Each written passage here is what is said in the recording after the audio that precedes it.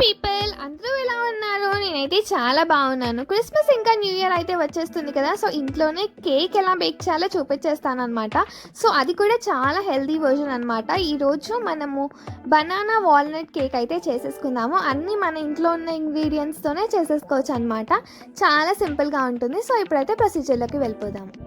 So first అయితే ఒక mixer జార్లో 2 రైప్డ్ బనానాస్ని వేసి బ్లెండ్ అయితే చేసేసుకోండి. ఇప్పుడు ఒక గిన్నెలో మనము ఇందులో 1/2 కప్ వరకు రవ్వ, 1/2 కప్ వరకు ఆటా వేసేసి ఒకసారి కలిపేసుకున్న తర్వాత ఇందులోకి 1 టీ స్పూన్ వరకు baking powder and 2 table spoons వరకు కోకో పౌడర్ అండ్ 1/2 కప్ వరకు షుగర్ని అయితే వేసేసుకోండి. మీకు ఇంకా కొద్దిగా స్వీట్ ఎక్కువ కావాలంటే ఇంకా కొద్దిగా యాడ్ చేసేసుకోండి. ఇప్పుడు ఈ డ్రై ఇంగ్రీడియంట్స్ అన్నీ ఒకసారి మంచిగా కలిపేసేయండి.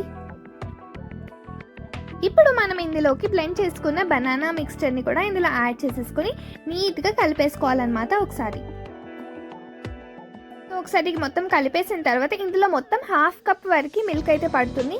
ఇలా బ్యాచెస్గా యాడ్ చేసుకుంటూ దీన్ని అయితే కలుపుకోవాలన్నమాట. మీకు కొద్దిగా ఎక్స్ట్రా కావాలి అనిపిస్తే ఇంకా కొద్దిగా యాడ్ చేసేసుకోండి. సో అలా బ్యాచెస్గా వేసుకుంటూ మంచిగా ఒకసారి మిక్స్ అయితే చేసేసుకోండి.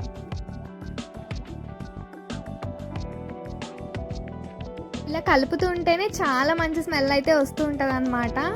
సో ఈ స్టేజ్లోనే మీకు సరిపడా స్వీట్నెస్ అవన్నీ ఒకసారి టేస్ట్ చేసేసుకోండి. తర్వాత ఇందులోకి ఆయిల్ని అయితే యాడ్ చేసుకోవాలన్నమాట. ఇక్కడ 1/4 కప్ ఆఫ్ ఆయిల్ని అయితే యూజ్ చేస్తున్నాను. అండ్ ఆయిల్ కూడా మీరు ఫ్లేవర్డ్ ఆయిల్ తీసుకోకండి. అంటే లైక్ పల్లి నూనె కానీ అలాంటి ఫ్లేవర్డ్ ఉన్న ఆయిల్ అయితే తీసుకోకండి. ఫ్లేవర్లెస్ ఆయిల్ అయితే యాడ్ చేసేసుకొని ఇందులో 1/4 కప్ వరకు వాల్నట్స్ అయితే వేసేయండి. నేను వాల్నట్స్ ఇంకా క్యాషూస్ కూడా మిక్స్ చేసి వేసాను అనమాట, మంచిగా చాప్ చేసుకొని. తర్వాత ఒక కేక్ మౌల్డ్లోకి బటర్ పేపర్ యాడ్ చేసేసి మన మిక్స్చర్ అయితే ఇందులోకి యాడ్ చేసేసుకొని ఒకసారి కిందకి ఇలా ట్యాప్ చేసేసుకోండి అనమాట.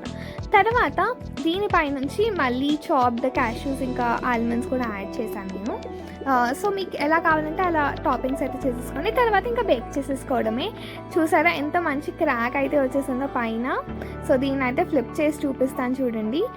దీనిపైన ఒక ప్లేట్ పెట్టి దాన్ని ఫ్లిప్ చేసి పైన ఇలా కొట్టారనుకోండి, సో అదైతే కింద పడిపోతుంది అనమాట. సో నెక్స్ట్ పైన ఉన్న బటర్ పేపర్ అయితే తీసేసేయండి. చూస్తున్నారు కదా ఎంత క్రిస్ప్గా కనిపిస్తుందో. మనం రవ్వ యాడ్ చేసాం కదా, సో అలా ఉంటుందన్నమాట. మంచి క్రంచీగా సాఫ్ట్గా చాలా బాగుంటుంది. దీని మీద నుంచి మీరు హర్షీస్ కానీ నటెల్లా కానీ మీ ఇష్టం వచ్చింది ఇలా అయితే టాప్ చేసేసేయండి. చాక్లెట్ గనాష్ కూడా ప్రిపేర్ చేసుకొని మీరు వేసుకోవచ్చు. సో నేను ఇక్కడైతే హర్షీస్ వేస్తున్నాను. సో ఇలా టాప్ చేసేసుకొని మీరైతే ఈ కేక్ని అయితే చాలా మంచిగా ఎంజాయ్ చేస్తారు. ఒకసారి అయితే ట్రై చేయండి. చాలా సింపుల్గా కూడా ఉంది కదా. సో మీరు ఒకసారి ట్రై చేసేసి మీకు ఎలా అనిపించిందో కామెంట్ సెక్షన్లో అయితే కామెంట్ చేయడం అస్సలు మర్చిపోకండి.